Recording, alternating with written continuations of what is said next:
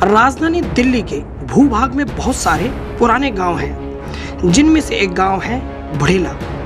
और बुढ़ेला के निवासियों का मानना है कि उनका वोट भी उतने ही मायने रखता है, जिसके बल पर उन्हें वो सारी जरूरी सुविधाएं मिलें जो दैनिक जीवन के लिए जरूरी हो।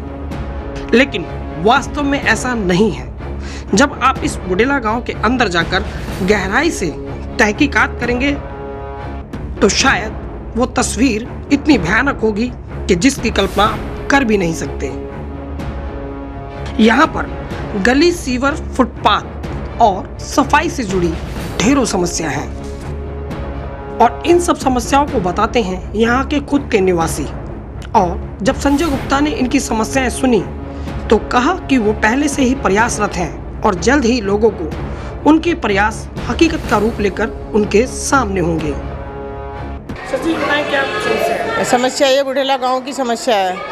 बहुत गंदगी मच रही, नाली चारों तरफ गंदी फैल रही है। और ये कॉफ़ी हाउस की तरफ भी है, एक ये मंदिर वाली लाइन है, ये चारों तरफ ये पटड़ी, ये सब ऐसी टूटी फूटी पड़ी है।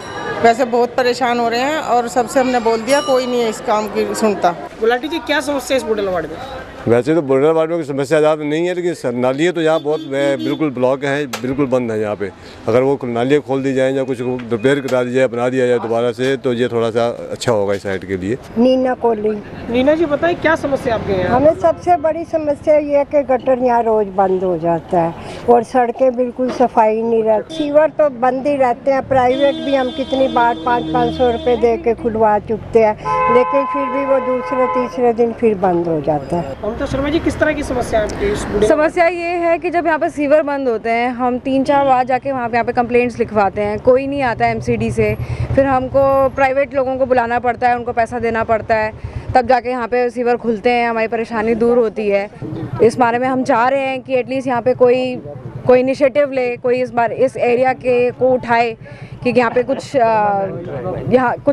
डेवलपमेंट हो यहाँ पर भी इस साइड पे। मेरा नाम सुखबीर है।